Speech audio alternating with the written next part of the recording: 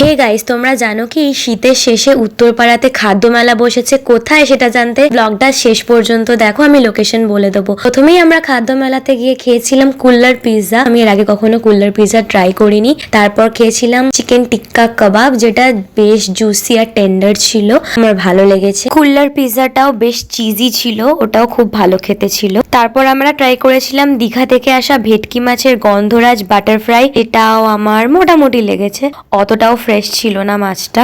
দেন আমার ফেভারিট মোমো, যেটা ছাড়া কোনো খাওয়া দাওয়াই সম্পূর্ণ হয় না। দার্জিলিং মোমো খেয়েছিলাম, খুব টেস্টি ছিল, ভিতরে ভরে ভরে চিকেন দেওয়া ছিল। ইট ওয়াজ সো গুড। এরপর ভীষণ একটা নতুন জিনিস ট্রাই করলাম, পপ আপ এগ রোল, যেটা খুবই ইউনিক ছিল আর ভীষণ টেস্টি ছিল। সসেজের ওপর এগটাকে এত সুন্দরভাবে ডিজাইন করে দিচ্ছিল, আমার খুব ইউনিক লেগেছে জিনিসটা। এছাড়া ছিল পিঠে, আর ওই যে ওখানে আগুন জ্বলছে, ব্যাম্বু বিরিয়ানি হচ্ছিল ওখানে। চন্দুর ডিমে অ্যালার্জি, তাই ও দই বড়া নিয়েছিল, দই বড়াটা ওকে ওকে ছিল। মেলাটা বসেছে উত্তরপাড়া অ্যাসিড রক ক্লাব মাঠে, পিএনবি ব্যাংকের অপোজিটে। দেন আমার ফেভারিট ভার্জিন মোহিতো, আর সেকেন্ড ফেভারিট হয়ে গেছে এই আসল ডাব দিয়ে কোকোনাট মিল্কশেকটা। খেয়ে বাড়ি চলে এলাম। উইকেন্ডে কিন্তু তোমরা এখানে ঘুরে আসতেই পারো, সানডে মেলাটা লাস্ট, খাদ্য রসিকরা মিস করো না কিন্তু।